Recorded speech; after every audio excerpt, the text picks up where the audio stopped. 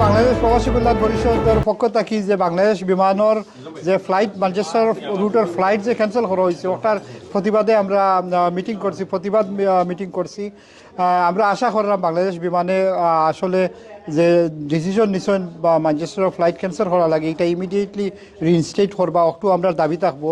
যদি রিইনস্টেট না করা হয় তাইলে আমরা এর থেকে বেশি আন্দোলন গড়িয়ে তুলবো। পুরা ব্রিটেন জুড়ে এইটার প্রতিবাদ সভা হচ্ছে এবং ম্যানচেস্টারে 3 লক্ষ বাঙালি থাকা সত্ত্বেও কেন এইটা বাতিল হবে এইটা আমরা জানতে চাই সরকারের কাছে। আপনারা জানেন এইগুলা মূলত সিলেট বিদ্বেষী একটা গ্রুপ কাজ করতেছে। এইটা আমি 100% কনফার্ম যে তারা সিলেট বিদ্বেষী, সিলেটের উন্নয়ন তারা চায় না, সিলেটের যে নেক্সট জেনারেশন আছে তারা সিলেট যাক এইটা তারা চায় না। এই আমলাতান্ত্রিক জটিলতা থেকে আমাদেরকে বাইরে আসতে হবে। বিমান তুমি কার? এই 3 লক্ষ প্যাসেঞ্জার নর্থ অফ ইংল্যান্ড থাকা সত্ত্বেও 95% এই ফ্লাইট ফুল যাওয়ার পরেও এই ধরনের একটা ডিসিশন এটা আমাদের সিলেটবাসীকে কমপ্লিটলি আসলে শক করে ফেলছে।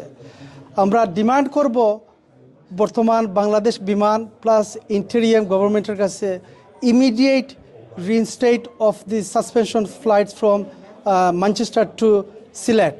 এই ফ্লাইটের কারণে আমাদের দেখেন আগামী future generation, frail, elderly, old age pensioner, ওরা they will be put off, they will not be encouraged, motivated to go to Bangladesh and spend their holiday times in Bangladesh.